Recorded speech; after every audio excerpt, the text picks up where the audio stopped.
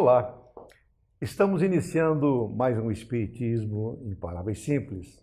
E o senhor, a senhora, você que está nos assistindo, vocês são nossos convidados para participarem do nosso debate, as nossas colocações, que faremos agora nesse momento no quadro O Evangelho Comentado, porque hoje vamos tratar de mais um ensinamento do Cristo, como sempre o fazemos aqui. E procuramos trazer em palavras simples para que possamos ter uma melhor compreensão dos ensinos de Jesus, que assim nós poderemos ter a condição de aplicar em nossas vidas para que possamos ter uma carreira, um caminho mais leve, como todos nós queremos. Juntamente com Daniel, hoje nós vamos tratar do capítulo 20, Daniel, do Evangelho segundo o Espiritismo, que é um capítulo que chama-se Os Trabalhadores da Última Hora. Ainda temos certeza que nós fazemos ainda uma confusão a respeito desse capítulo, pelo seu título, que nós queremos associar muitas vezes ao nosso trabalho do dia a dia, aquele trabalho profissional. Então, à luz do Espiritismo hoje, Daniel vai nos dizer, Daniel, o que é trabalho na visão espírita? Olá, amigos. Veja, contrariamente àquilo que se possa imaginar, né, que trabalho seja um castigo imposto pela divindade, né, por isso que às vezes as pessoas acham que a melhor coisa do mundo, e a gente não tira o direito de ninguém pensar assim, é se aposentar para não fazer mais nada. É um grande engano, porque o exercício no campo do trabalho, do labor, ele é altamente benéfico, não só para o corpo, mas fundamentalmente para o espírito. Então, respondendo objetivamente, na visão dos espíritos que ajudaram a codificação da doutrina espírita, eles definem que trabalho é toda a ocupação útil. Então, tudo que você fizer de útil é trabalho. Toda vez que a criatura estiver fazendo alguma utilidade, alguma coisa boa, ele está trabalhando. Então veja que os espíritos expandem a ideia do trabalho, né? Então, por exemplo, o compositor que está pensando ou que, por exemplo, está pintando um quadro, entende? Ele, no momento em que ele se elabora mentalmente, ele está trabalhando, né? Então, contrário daquilo que você pensa, trabalho não é só esforço físico, né? Provavelmente muitos que se exercitam fisicamente não estão trabalhando. O que é que eu quero dizer com isso, né? Que o trabalho ele tem uma utilidade providencial, ou seja, a utilidade providencial constitui na prática do bem, que o trabalho tem o seu sentido útil no bem. Se a criatura passa o dia inteiro fazendo coisas que não gerem o bem, ela pode no final do dia estar cansada, exausta pelo tanto que fez, mas não está trabalhando. Então a visão dos espíritos acerca do trabalho é uma visão ampliada e diferenciada. Né? Então, nesse sentido, é que a gente precisa ter a concepção daquilo que é útil no nosso trabalho. Então, quer dizer que, na visão espírita, o trabalho é toda ocupação útil. Que tenha, que gere, que produza utilidade Tá. no campo do bem. Nesse contexto, Daniel, quem é o trabalhador? O trabalhador é toda aquela criatura que, primeiro, ele se compreende nesse contexto, né, de necessidade, porque o trabalho é uma lei moral, portanto é uma lei divina. A criatura, ela vem para o mundo corporal, para que a gente traga isso para o tempo nosso aqui, né, exatamente para se ocupar, né? Então, há uma necessidade de que nós cumpramos com a chamada lei moral. Uma delas é a lei do Do trabalho. lei do trabalho. Não existe a lei do descanso. Quando o codificador ele pergunta aos espíritos qual é o limite do trabalho, né? Quanto tempo a criatura precisa trabalhar, eles respondem até o limite das forças físicas, né? Então, veja, o trabalho ele atende uma lei moral, portanto é uma lei divina, e que no contraponto não existe a lei do descanso. Primeiro é o trabalho, né? Então, você trabalha até o limite das suas forças. Está no limite das forças, você tem o direito, entende, de parar de trabalhar naquele período em que você precisa naturalmente recuperar as forças. Porque o capítulo de hoje, que é o trabalhador da última hora. Então, nós já sabemos que é o trabalho na visão espírita. Sim. Quem é o trabalhador? Aquele que produz utilidades. E a última hora, Daniel, na visão espírita. Pois é.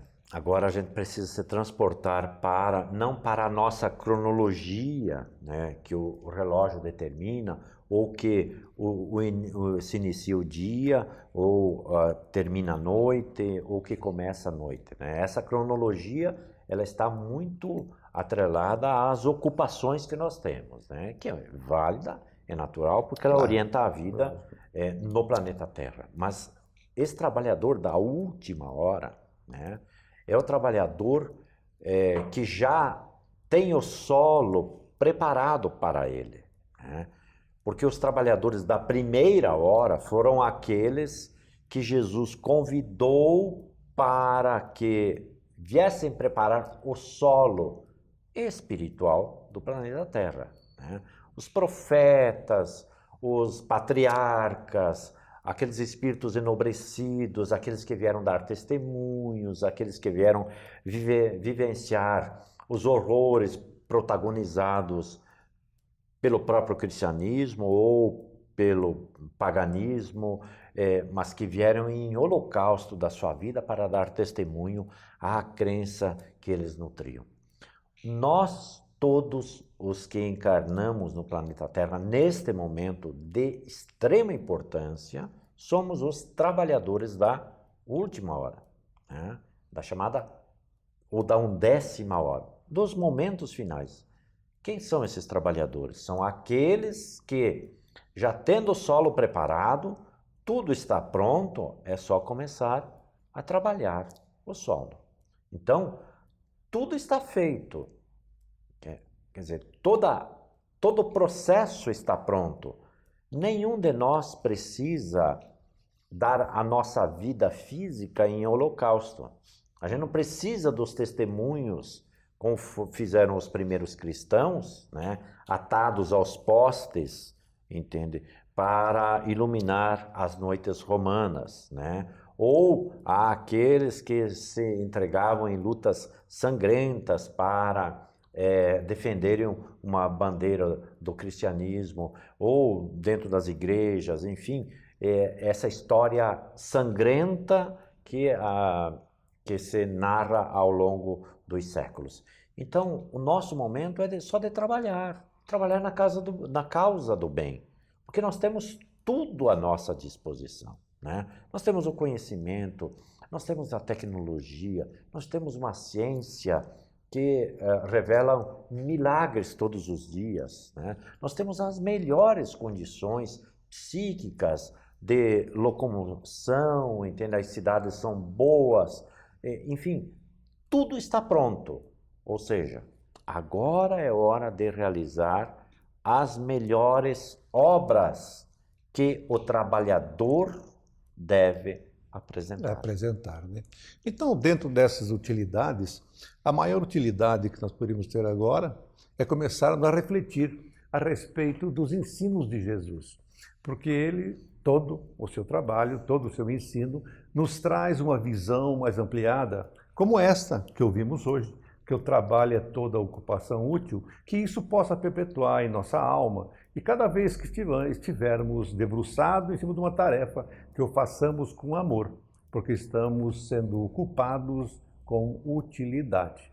No próximo programa, nós os convidamos para que estejam conosco, porque nós vamos dar continuidade a esse tema que realmente é interessantíssimo para o nosso dia a dia, a nossa vivência. O Espiritismo, em palavras simples, volta já já.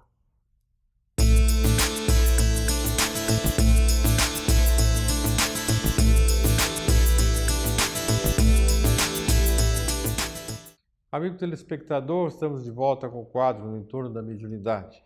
Tendo em conta o tema que eu tratei nos 2 últimos programas relacionados à extensa literatura classificada como espírita e a dificuldade que os iniciantes possuem, né, de fazer por eles mesmos escolhas de que obras lerem, de como estudar, o que consultar, porque são milhares de obras que estão por aí e algumas não fecham muito bem entre si e não fecham também com a doutrina espírita.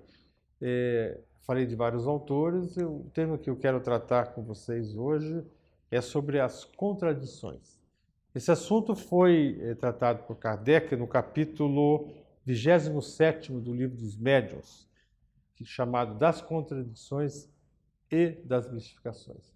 Também ele inicia, no capítulo 4º, se não falha a memória também, o item 36, ou coisa assim, dos sistemas, o capítulo, também tratando das contradições relativas ao ser humano, aos homens. E diz Kardec, quanto menos se conhece, mais está sujeito a ser porta-voz, né, daquilo que você não sabe. E eu até digo assim, porta-voz até da contradição. Se você não sabe, fala, pode ser um intermediário e cria contradição.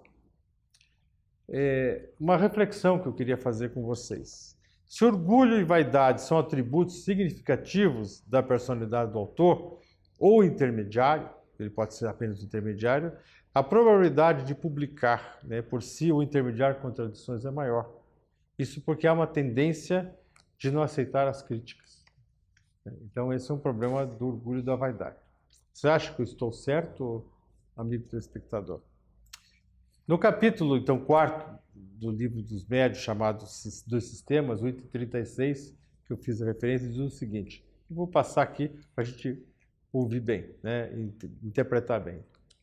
Quando começaram a produzirem-se os estranhos fenômenos do Espiritismo, ou dizendo melhor, quando esses fenômenos se renovaram nesses últimos tempos, o primeiro sentimento que despertaram foi o da dúvida, quanto à realidade deles e, mais ainda, quanto à causa que lhes dava origem. Uma vez certificados por testemunhos irrecusáveis e pelas experiências que todos hão podido fazer, sucedeu-se que cada um os interpretou a seu modo, de acordo com as suas ideias pessoais, suas crenças ou suas prevenções. Daí muitos sistemas a que uma observação mais atenta viria a dar o justo valor. Então vejam, né, as coisas aconteceram, daí as pessoas passaram a interpretar de acordo com o seu sistema, com o seu conhecimento e com as suas prevenções. Julgaram os adversários do Espiritismo, diz aqui Kardec, encontraram um argumento nessa divergência de opiniões, dizendo que os próprios espíritas não se entendiam entre si. A pobreza de semelhante razão prontamente se patenteia desde que se reflita que os passos de qualquer ciência nascente são necessariamente certos até que o tempo haja permitido se colecione e coordene os fatos sobre que possa afirmar-se a opinião. Continua ainda Kardec. À medida que os fatos se completam e vão sendo mais bem observados, as ideias prematuras se apagam e a unidade se estabelece, pelo menos com relação aos pontos fundamentais, senão a todos os pormenores. Foi o que se deu com o Espiritismo, que não podia fugir à lei comum e tinha mesmo, por sua natureza, que se prestar mais do que qualquer outro assunto à diversidade das interpretações. Pode-se, aliás, dizer que, a este respeito, ele andou mais depressa do que outras ciências mais antigas, do que a medicina, por exemplo, que ainda traz divididos os maiores sábios. Então vamos refletir sobre esse texto de Kardec, né?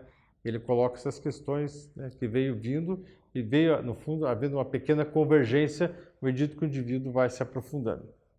Então, Kardec acaba fazendo uma referência a uma prática muito comum do ser humano, que é a de opinar, de palpitar, de julgar, de interpretar, de propor soluções sobre tudo, sobre todos, sem o devido conhecimento dos fatos e a real capacidade técnica e preparo para isso, tendo por base ainda alguns preconceitos, né?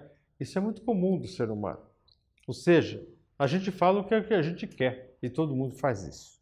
É claro que muitos de nós temos competência para falar sobre certas questões, inclusive as que não são de natureza espiritual. Basta você estar num círculo de conversa, ler colunas de jornais, ouvir rádio, assistir televisão, navegar nos blogs da internet, nas redes de relacionamento, para apreciar quantos comentários são colocados com base na opinião do indivíduo, nos seus valores e muitas vezes leva em conta o seu estado emocional do momento. O cara fala, tá bravo, prega-lhe a boca, diz o que bem entende. Por exemplo, no rádio é muito comum, eu escuto muito rádio, você pega um comentarista, ele sabe de tudo, né? Ele pergunta para ele sobre tudo, desde o futebol, desde a agricultura, da economia, né? Do que for, da beleza, ele opina, ele sabe tudo, e você vê que muitas vezes o indivíduo não fala com profundidade, às vezes só até comete erros. E assim, com relação às questões da paranormalidade, as pessoas dão seus pitacos e as suas opiniões, né? Então, as contradições, elas são existentes devido às opiniões dos homens, então tem as contradições humanas e tem as contradições dos espíritos chegadas aos homens pela mediunidade, né? A devido aos homens persistirão sempre enquanto o homem ainda estiver no seu atual nível de desenvolvimento intelecto, sociocultural, espiritual. Enquanto ele estiver nesse nível, ele vai ter diferença de opinião, vai brigar. Veja o momento político atual. Elas se aplicam a qualquer área, incluindo o espiritual. As contradições dos espíritos, que chegada dos espíritos, levam em conta, além do espírito, também o médium, né? Que não é um filtro perfeito. Aquele intermediário não é um filtro perfeito. Quem são, na tua opinião, os espíritos que se comunicam? Quem são os espíritos que se falam conosco, escrevem e dão opinião? São as almas libertas da carne pela morte, né? E as que ainda vivem. Você sabia que tem comunicação de espírito vivo? O corpo pode estar em estado sonambúlico, normal, sono ou provocado, e o espírito se manifesta, né? Então, o fato do indivíduo deixar a vida carnal, seja pela morte ou por desdobramento, o corpo está dormindo, não dá a ele cabedal de conhecimento, não dá a ele sabedoria. Ele não vira um sábio porque deixou o corpo. Eu sei que nas cerimônias de enterramento e tal, as pessoas costumam santificar as pessoas que partem. Mas ele não vira santo porque deixa o corpo, nem tem todo o conhecimento, né? Existem pessoas, por exemplo, que não aceitam a reencarnação, de jeito nenhum. Então, quando elas vão ao plano espiritual, passam para lá, e daí se comunicam, elas vão continuar negando. Elas vão continuar negando a reencarnação, né? Essa negação vai existir até que algo novo, até que algum conhecimento novo, até que um fato novo faça com que ele mude a sua convicção. Eu fico mais preocupado, não tenho que ficar preocupado, mas eu fico perguntando, e aqueles que não aceitam a comunicação dos espíritos de jeito nenhum, negam de qualquer forma e de repente estão lá de lá e vêm a oportunidade de se comunicar. Mas eles não vão procurar isso, porque eles vão encontrar uma barreira, até que alguém lhe abra os olhos e diga que eles podem se comunicar, né? Mesmo então, considerando que o médium seja um filtro perfeito, não tenha nenhum, seja fiel, o espírito tem as suas limitações e pode trazer informação e conhecimento que não fecha com o assunto. Nós vamos ficar por aqui. Pense nesse assunto da contradição, que existe em todos os campos, na doutrina espírita também. Estude, né, para você poder ter mais convicção. Recomendo que você fique sempre ligado no programa todas as semanas para abrir esse teu campo de experiências nessa área tão interessante da espiritualidade. Tchau.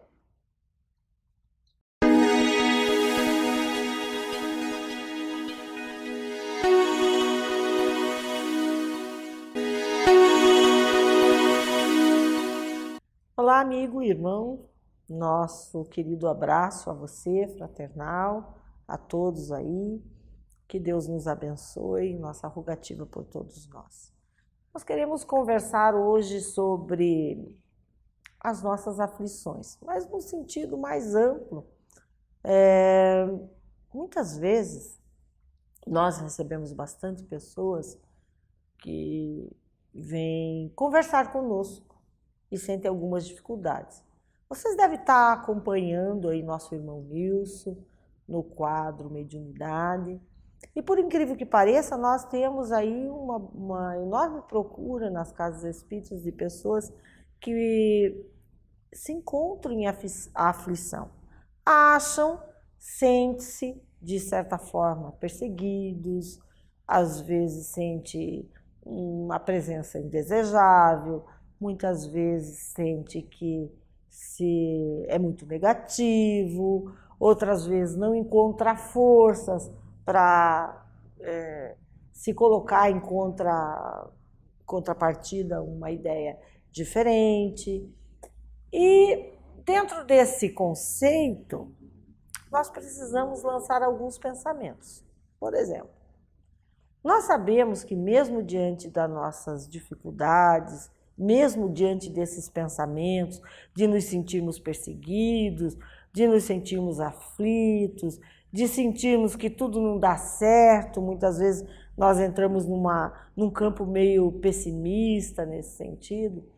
Nós buscamos orientar as pessoas, buscamos ajudar no bom sentido, consolá-las, confortá-las e realmente damos algumas indicações para que a pessoa consiga, então, se desvencilhar dessas situações. Em primeiro lugar, tudo parte da nossa construção íntima. Tudo. Começa na nossa casa mental. Se nós queremos e se nós valorizamos as coisas ruins e o mal, nós vamos realmente ressenti-los em muito maior amplitude do que realmente se apresenta para todos nós. Isso é uma verdade. Se nós achamos tais ou quais situações muito negativas, se o nosso pensamento se perturba e nós valorizamos isso, nós ficamos numa situação difícil. O que nós indicamos fazer? Vamos buscar o equilíbrio. Como nós falamos bastante do Evangelho, e não pode deixar de ser de outra maneira, o Evangelho nos equilibra. Reflexões salutares, pensamentos positivos, posturas adequadas, porque nós temos escolha mediante as nossas dificuldades. Alguns caminhos se nos apresentam se nós pararmos para pensar. Se temos uma dificuldade, olhamos para ela, nós temos escolhas. E uma das escolhas que não aconselhamos, que não é muito salutar e que às vezes não percebemos, é ficar mergulhado dentro do próprio problema sem sair para algumas alternativas. Vejamos, nós tivemos companheiros de diversas dificuldades nos procurando. E aí a gente pergunta, mas qual será a alternativa para você? Se nós ficarmos valorizando essa situação, resolve. Se nós nos sentimos perseguidos ou sentimos uma presença espiritual indesejável, resolve nós ficarmos amedrontados, cheios de insegurança, apavorados nesse sentido. Então, nós temos várias situações. Nós temos o Evangelho no lar, nós temos a prece, nós temos pensamentos positivos, leituras. O que a leitura faz conosco? Se nós estamos vinculados num âmbito,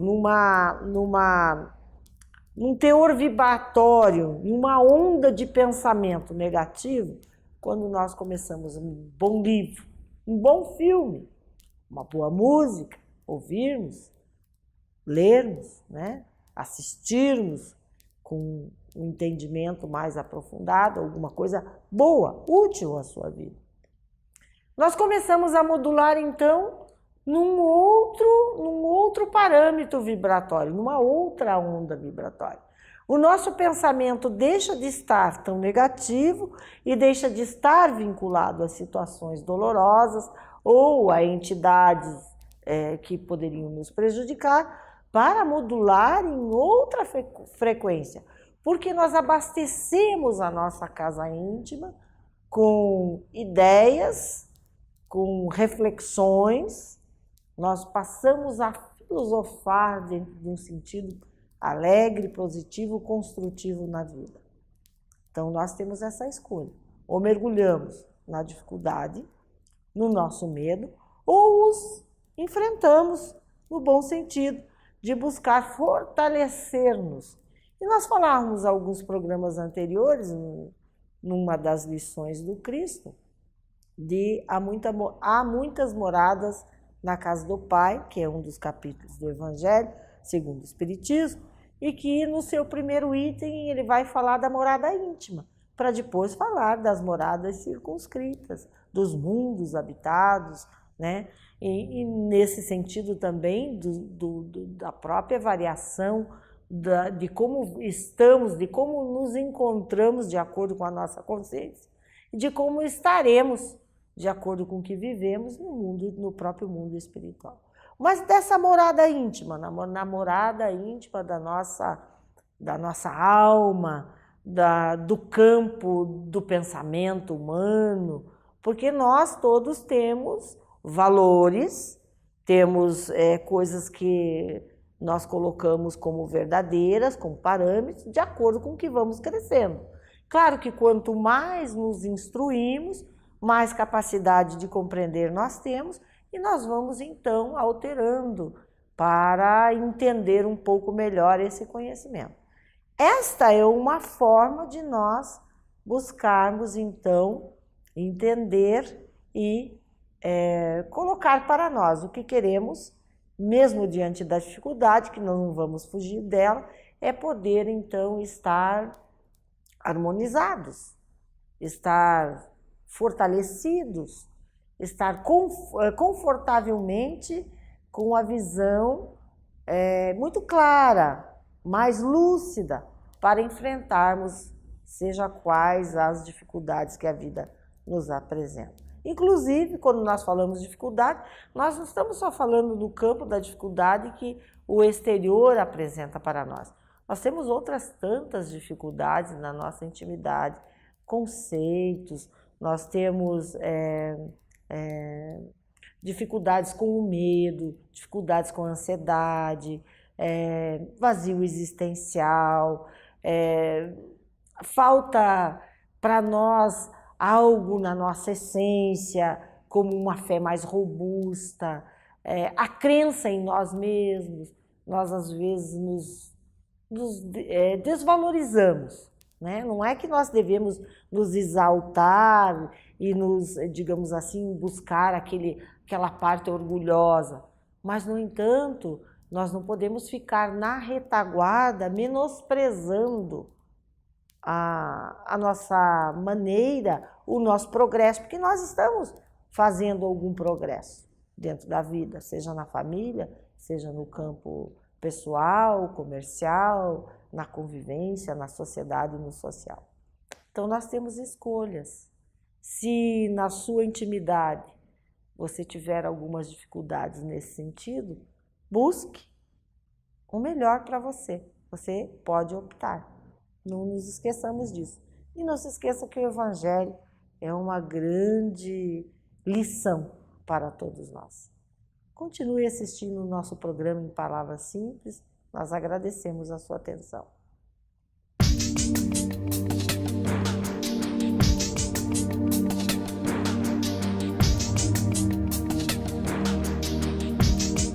Olá, amigos. Este é o quadro A Vida em Pauta. Mês de novembro é um mês especial onde fazemos homenagens normalmente aos nossos entes queridos que partiram. Mais precisamente, dia 2 de novembro é dia de finados. Então vamos falar um pouquinho sobre esta questão da morte. O que você sente quando se fala da morte? Qual é o seu mundo interior a respeito da morte? Como é que essa palavra mexe contigo? Contigo que eu digo, com você, gentilmente, que está a nos assistir. Como é o seu sentimento a respeito disso? A maioria das pessoas revelam que sentem medo. Mas o medo, o que é o medo? O medo, normalmente, ele é resultado do desconhecido, da ignorância, de desconhecermos alguma coisa, então temos medo do desconhecido. Então, quando falamos da morte, normalmente o medo tem consequência neste desconhecido, de ignorarmos algumas coisas. Fazemos algumas ideias a respeito da morte, primeiramente como sendo o fim. E se ela é o fim, realmente deve causar medo. Porque vamos perder tudo o que construímos, vamos perder tudo o que aprendemos, tudo o que colocamos para dentro de nós, todos os amores que construímos, vamos perder, é o fim. E até utilizamos uma palavra interessante, né? Finados. Aqueles que se findaram. É o fim, realmente? Alguns têm medo por isso, porque é o fim e vão perder tudo. Outros têm medo porque pregou-se que ou nós vamos para o céu ou vamos para o inferno. E aí, para ir para o céu precisa ser santo. E como nós, a maioria, não somos assim tão santos, nós já sabemos para onde vamos. Nesta teoria de céu e inferno, e ficamos preocupados, porque as informações que nos passaram durante séculos, milênios sobre esse inferno não são assim muito agradáveis, né? Então, medo das consequências que vamos enfrentar do outro lado. Mas será isso?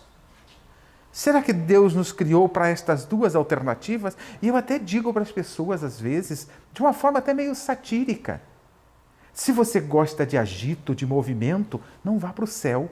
Lá é monótono, tem pouca gente. Porque poucos saem daqui nestas condições de santos para irem para o céu. Então, o céu é monótono, vai para o céu que é mais vai para o inferno que é mais agitado. Neste conceito de céu e inferno. Então temos que aprofundar um pouquinho mais essa questão sobre a morte, porque todos vamos enfrentar. Ou tem alguém que não vai? Todos nós vamos enfrentar essa questão da morte. Então temos que perguntar: o que é a morte? Ela existe? E que sentido estamos falando de morte? Se estamos falando deste corpo físico, ele vai perecer, não tenha dúvida. Todo ser vivo, o seu instrumento físico, um dia vai perecer. Né? Nasce, cresce, desenvolve-se e morre-se. Mas temos que pensar um pouquinho além disso. Que morre? O corpo? Ok, o corpo morre. Acabou. Mas nós somos o corpo?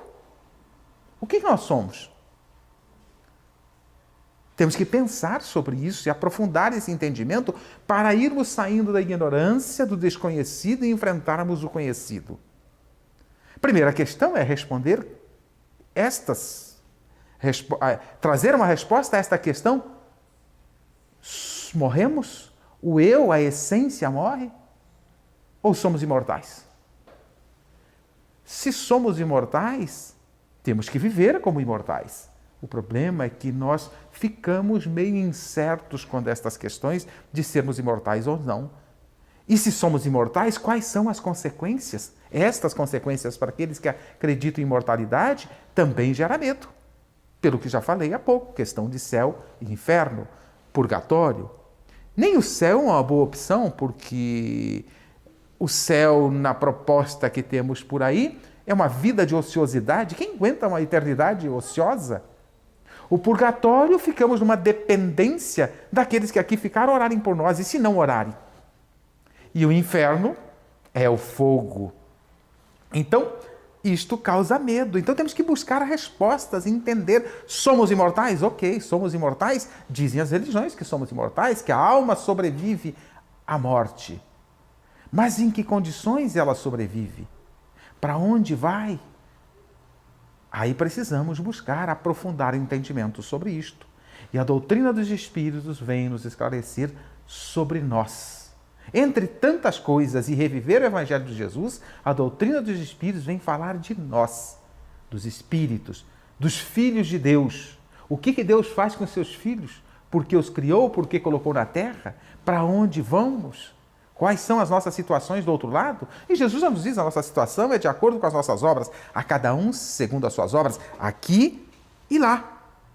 Então precisamos buscar entendimento na doutrina dos Espíritos sobre este ser que somos, sobre nós, fazer uma busca de entendimento sobre nós. Não precisa que você vire espírita, mas aprofundar o entendimento sobre esse ser espiritual que é imortal. Vamos para o tal de inferno, para o céu? Qual é a nossa situação? A doutrina espírita vai esclarecer todas estas questões com profundidade, com situações narradas, com uma série de informações e recursos os mais variados que o Kardec chamou de uma forma universalista da doutrina espírita, que ela está fundamentada. Muitas mensagens, muitas informações, as mais variadas informações. Então é importante que estudemos a doutrina dos espíritos para procurar saber de nós, espíritos imortais que somos. Quais são as nossas condições? Estamos destinados ao inferno, a um céu permanente, ocioso? Os espíritos nos mostram claramente que não é nada disso. Céu e inferno é um estado de consciência. Como é que anda a nossa consciência em função das nossas obras? Isso Jesus deixa claro, a cada um segundo suas obras. Então, como estaremos depois da morte? Colhendo os frutos que semeamos enquanto estávamos no mundo corpóreo ou enquanto estávamos no próprio mundo espiritual. O que estamos semeando? Mas principalmente no mundo corpóreo. Qual foi a nossa semeadura? A cada um segundo as suas obras. Isto é chave para entendermos um pouquinho a vida. Vamos colher no mundo espiritual e neste mundo também já aquilo que plantamos. Então, esta semeadura que estamos plantando é que causa medo? Se esta semeadura que nos causa medo porque sabemos das consequências, sabemos o que estamos plantando, não dá para esconder, precisamos buscar o entendimento do que estamos plantando e temos consciência do que estamos plantando. Então, se isto nos causa medo, o que temos que fazer? Nos livrar do medo. Como? Mudando a nossa semeadura. Para nos livrar do medo, como eu citei do medo anteriormente, como consequência do fim da finitude, temos que primeiramente adquirir a convicção da imortalidade para acabar com o medo. Temos que caminhar na direção dessa convicção. E isto também a doutrina dos Espíritos nos traz muitos esclarecimentos, nos comprovando a imortalidade. Comprovada a imortalidade, caminhando na direção desta convicção para tirar esse tipo de medo por causa do fim, temos que caminhar na direção de excluir o medo pelas consequências dos nossos atos. Fazendo como? Mudando os nossos atos. Fazendo escolhas diferentes em nossas vidas, nossas ações, fazendo a semeadura diferente. Se plantamos no passado, em algum momento, alguma semente que produziu frutos amargos, temos que mudar a semeadura, a cada um segundo suas obras. Então, e esta semeadura se faz através dos nossos atos, das nossas obras. Estas obras são produtos das nossas escolhas. E as nossas escolhas precisam ser produtos, escolhas que gerem consequências melhores para nós no futuro. E aí podemos perder o medo da morte. Então, estas escolhas que fazemos são os nossos atos, as nossas obras, e os recursos para fazermos boas escolhas estão aí disponíveis no Evangelho de Jesus. Estão aí disponíveis com muitos exemplos que Deus nos mandou para nos mostrar caminhos. Então, é muito simples pararmos para pensar. Perder o medo da morte é caminhar na direção da convicção de que somos imortais. Perder o medo da morte, sabendo que somos imortais, temos que mudar as nossas ações, caminhar na direção de fazermos melhores escolhas, fazermos ações de acordo com Jesus. Então, em cada ação de nossas vidas, podemos fazer a seguinte pergunta: como agiria Jesus nesta situação? Esta é uma boa prática, um bom exercício, que à medida que vamos conquistando, vamos melhorando as nossas semeaduras. Continue assistindo o nosso programa Espiritismo em Palavras Simples, que agora, para abranger um público maior, está disponível no YouTube.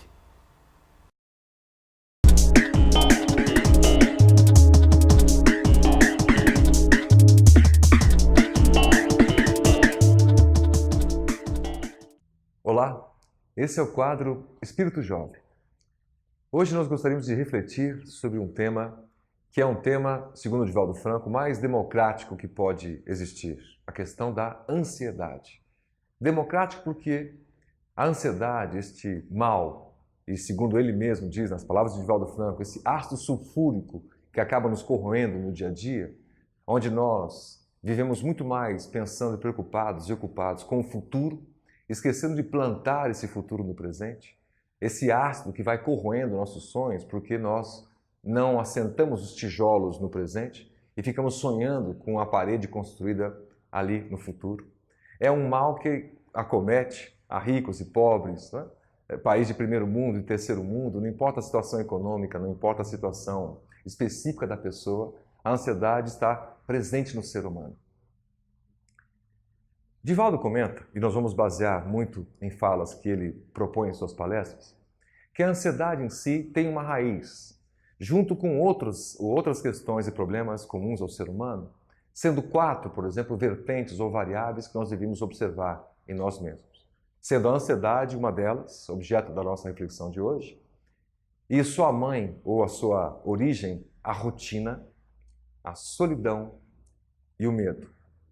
Ele comenta que a rotina, ela é propulsora, muitas vezes, desses outros males que nos acometem. Quando nós vivemos obcecados pelo dia a dia, no sentido de que repetimos antigas ações, repetimos antigos hábitos, vamos trabalhar no mesmo horário, fazemos o mesmo caminho, cumprimentamos as mesmas pessoas, deixamos de cumprimentar e nos preocupar com as mesmas outras pessoas, reclamamos as mesmas coisas, nos alimentamos da mesma maneira. Essa atividade rotineira, quando não disciplinada, ou seja, aquela rotina que é fruto da disciplina, ela é bem-vinda. Mas a rotina, aquela que não te proporciona novos aprendizados, trilhar novas trilhas, observar novos caminhos, novos horizontes, novos pontos de chegada, pontos de destino, ela vai corroendo as relações do dia a dia. Quantos são os casamentos que lá atrás, onde era sonho, onde era projeção, com o passar dos anos agora, é tão somente um dia a dia mecânico de cumprir pequenas ou grandes obrigações e preocupações em cumprir essas mesmas obrigações. Aquele casal antes apaixonado, portanto, agora anos depois de relações, quando são absorvidos pela rotina, esta rotina acaba gerando as demais consequências. O medo, a solidão, a ansiedade. A solidão, por exemplo, não é o fato de a pessoa ser solteira ou estar sozinha, morar sozinha. A pessoa pode ser solteira, estar sozinha, morar sozinha e não sentir o drama da solidão. Já outras podem ser casadas, estar abarrotada de familiares e amigos ao lado e sentir uma solidão extrema, como se ninguém a ouvisse, ninguém prestasse atenção. Ela quer fazer mais, gostaria de ter alternativas, mas não encontra eco, não encontra alguém que a possa ouvir. O medo paralisa. Nós podíamos fazer tantas coisas. Segundo o nosso Mestre Jesus, nós somos estrelas em potencial. Poderíamos fazer muito, realizar muito, amar muito. Mas o medo faz com que a gente se bloqueie. Não vou fazer isso que pode não dar certo. Não vou tentar aquilo outro que pode não dar certo. Estou acomodado aqui, está bom como está, absorvido pela rotina. O medo lhe impede de tentar novos caminhos, de furar obstáculos, de atravessar barreiras, de ir mais adiante. E por fim, a quarta questão, além da rotina, que gera medo, que gera a solidão e pode gerar a ansiedade. A ansiedade, portanto, por conceito, é exatamente essa questão. Nós vivemos no futuro e esquecemos de viver o presente, plantando e construindo esse futuro. É como se nós aproveitássemos a ideia de alguns filósofos, entre eles o professor Cortella, por exemplo, que faz a diferença entre a esperança, que tem raiz no verbo esperar, eu sento e espero que as coisas aconteçam ou melhorem. Diferente de esperançar. Esperançar é quando você tem uma expectativa, tem um sonho, um planejamento que quer chegar e faz acontecer. Faz por onde? Tenta, perseverante. Não fica passivamente esperando que as coisas se acomodem ou se resolvam por si mesmas. Você vai atrás, faz algo diferente, sai da tua rotina, abraça alguém, conversa alguém com que você não tinha feito antes. Faz um novo caminho, faz uma nova rota E assim você vai percebendo novas coisas nos horizontes ao passar pela sua vida. É muito comum, se nós observarmos nosso dia a dia, indo para a atividade do trabalho, indo para a atividade de educação, indo para as nossas sociedades espíritas, templos religiosos, às vezes fazemos aquele caminho todos os dias, cotidianamente. De carro, por exemplo, às vezes de ônibus, por exemplo. E se um dia nós resolvêssemos fazer esse mesmo caminho a pé, prestando atenção em todas as árvores que tem no caminho, nos grafites que estão pintados no muro, nas artes de rua, nas questões das cidades, as questões urbanas, coisas que poderiam ser melhoradas, nós iríamos enxergar um infinito número de situações e coisas tão belas neste mesmo caminho que nós nunca antes tínhamos observado. A ansiedade, portanto, acaba nos corroendo, porque a gente fica aflito, temerosos com o que pode acontecer, mas passivos. Ela não acaba lhe proporcionando, lhe engendrando uma propulsão em direção à realização que você quer ter. Um sonho só é um sonho de verdade quando ele pode virar um planejamento de vida. E aqui no presente eu começo a construir tijolo a tijolo um caminho para atingir lá na frente essa expectativa que nós temos em realizar algo diferente. Há uma história de um grande tenista, Fish, que foi número 7, sétimo no mundo no ranking mundial de tênis. E ele se dizia patologicamente ansioso. É uma questão de doença patológica. Não estamos dizendo dessa ansiedade até do dia a dia, pequenas expectativas, o resultado de uma prova, etc., que são situações normais do dia a dia. Mas quando essas situações acabam fazendo com que a gente adoeça, palpita o coração, nosso cérebro não consegue pensar em outra coisa, embaralhamos as coisas todas, ficamos desorganizados, esperando aquela notícia ou algo acontecer, é a ansiedade que corrói. É o que o Divaldo chama de ácido sulfúrico que vai corroendo as nossas pretensões. Esse tenista teve uma oportunidade de jogar contra o número 1 do mundo, Roger Federer, à época. E no caminho para a partida, ele foi vencido pela ansiedade. Suava frio, perdia energia, e a ansiedade faz isso. Alunos com muita ansiedade antes da prova têm o famoso branco, esquecem o que eventualmente tenham estudado, porque se deixam permitir que as energias negativas da ansiedade não deixem limpo o caminho para a tua memória.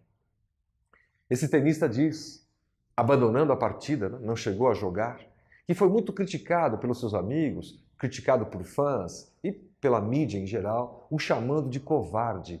E ele dizendo que não era covardia. Ele lutou muito contra a sua própria ansiedade para chegar onde chegou.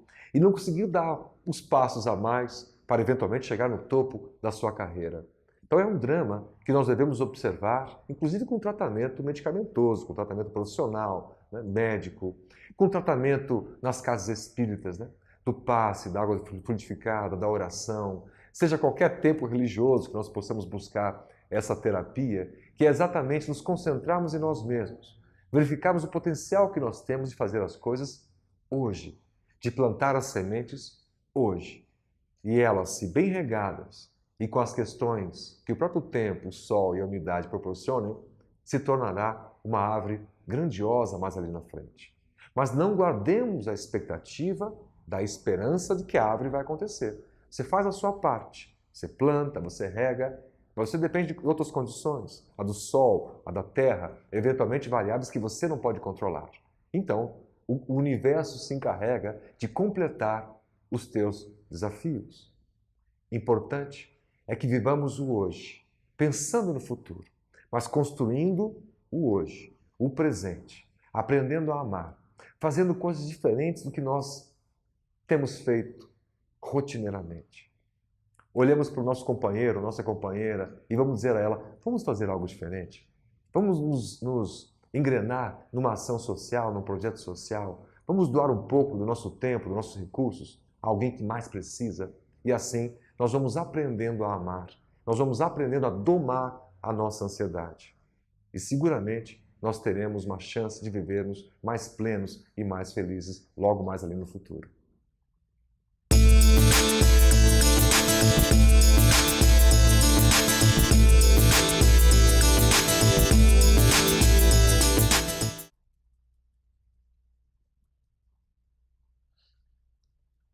Você certamente deve estar perguntando se Deus é justo.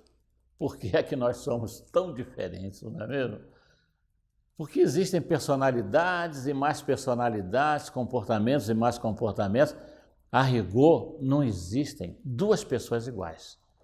Ora, se Deus é justo e só existe uma vida, a rigor deveríamos ser todos muito parecidos, mas isso não ocorre. Por quê? Porque a crença dogmática não nos mostrou o suficiente para entendermos que existe o processo da evolução. A única doutrina que fala em evolução espiritual ao longo dos erros, dos tempos, é a doutrina espírita. As demais apenas apregou uma única vida. Mas como com tantas diferenças? E aqueles que sofrem vão para o inferno porque sofrem ou porque erram?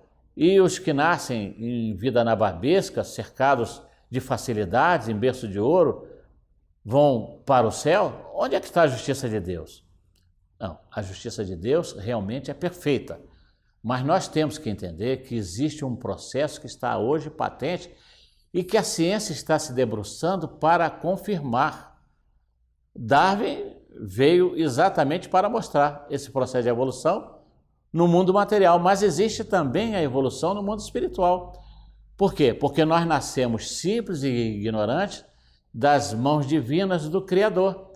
Aí está a prova da justiça. Somos iguais, sim, quando nascemos, quando nós adquirimos capacidade de viver. E então a doutrina espírita nos mostra que a gente vem evoluindo através dos milênios, muitos e muitos milênios, até chegar mais ou menos a coisa de 10 milhões de anos atrás, quando nós éramos simples macacoides, ou hominídeos. E depois fomos evoluindo, fomos crescendo, até nos tornarmos homo habilis, capazes de manipular fogo, ferramentas de pedras. Avançamos, nos tornamos homo erectus, com a capacidade de andar de pé, porque até então nós andávamos de quatro, como os animais. Por isso éramos chamados de macacoides, hominídeos, parecidos com homem, mas não homem integralmente. Porque então, como erectus, porque nós passamos a andar de pé e fizemos outros níveis de conquistas, até chegar à condição do homem de Neandertal, há aproximadamente 200 mil anos atrás, quando começamos a adquirir uma certa inteligência. Quando nós, já mais evoluídos, passamos a entender mais o sentido da vida. Aí nos tornamos Homo sapiens, ou seja, o homem que sabe, porque já avançou no campo da conquista da inteligência. E vamos chegar a aproximadamente 40 mil anos atrás, por aí, não precisamos fixar período, porque a própria ciência, a antropologia discute isso, mas não é importante. O importante é que a gente cresce e deixamos de ser Homo sapiens para sermos Homo sapiens sapiens. Ou seja, nós somos homens que sabemos porque sabemos, sabemos porque existimos. Já temos um nível maior de consciência. É o homem que sabe, não apenas sabe que sabe. Tem uma diferença muito grande nisso. E passamos então a perceber que nesse período de aproximadamente 200 mil anos para cá, 40 mil anos para cá, nós vivemos quantas encarnações? Quantas? Num período de 100 anos, por exemplo. Mais de 2.000. Mais de 2.000 vidas no plano físico nós tivemos. Por aí. Uns mais, outros menos. Mas nós tivemos centenas e centenas de encarnações, como o Espiritismo nos explica. Mas vivendo nas mesmas condições? Não. Nós fomos, como espíritos, distribuídos pelo planeta. E passamos a viver em países diferentes, em climas diferentes, em idiomas diferentes, em alimentação diferente, em cultura diferente, sexos diferentes, profissões, famílias. Vejam, a diversidade das existências. Cada um teve um plano próprio de vida.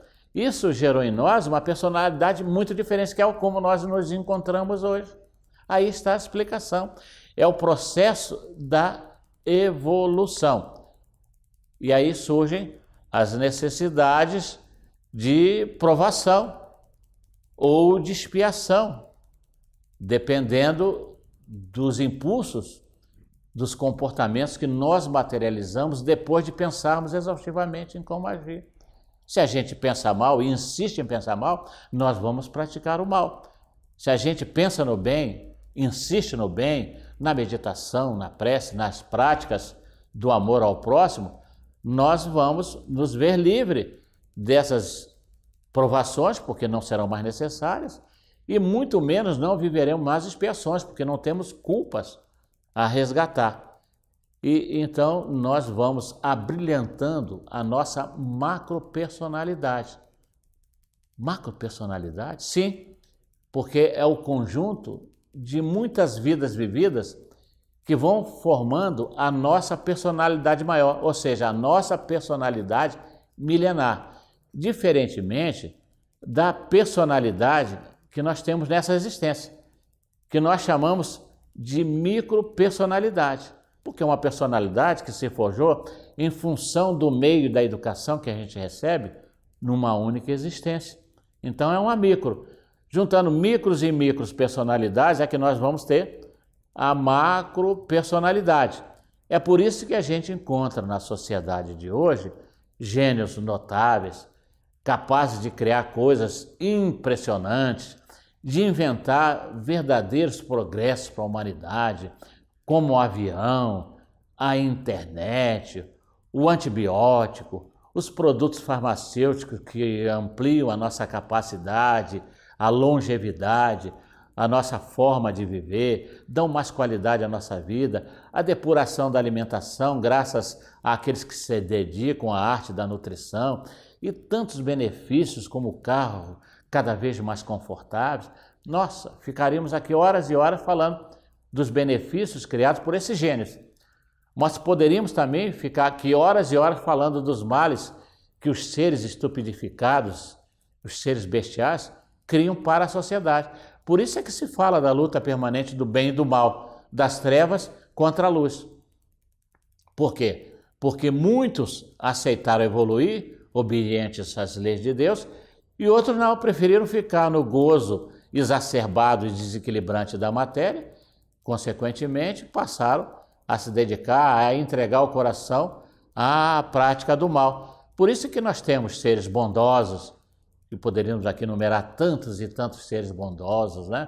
A partir do próprio Jesus, depois passando pelos apóstolos, por Paulo de Tarso, por Maria Madalena, por Antônio de Pada, por um Francisco de Assis, por uma Teresa de Calcutá, por uma Irmã Dulce, por um Chico Xavier, por um Divaldo Franco, que fez a mais notável obra espírita da humanidade lá em Salvador, que muitos precisariam conhecer. E assim nós vamos vendo essa mistura de pessoas honestas e desonestas. Vimos nesses dias um pobre limpador de banheiro, de privativos, num aeroporto, que achou uma bolsa com 10 mil reais e devolveu. E nós estamos vendo aí homens cultos, inteligentes, com formações, graduados, pós-graduados, que estão se encharcando com dinheiro desonesto. Não preciso me estender, porque a televisão está mostrando isso diariamente. É assim. Então a gente vem para isso.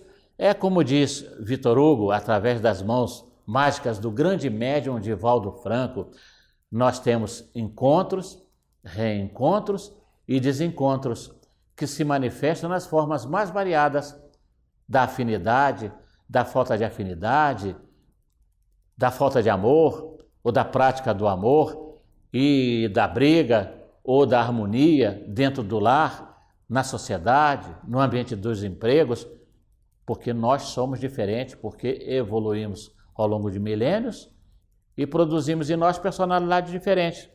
Por isso é que Jesus então nos pede a tolerância, para que a gente possa compreender as dificuldades alheias, para que os outros possam compreender as nossas dificuldades. Perdoai, Senhor, assim como nós perdoamos a quem nos tem ofendido. Jesus criou uma condicionante.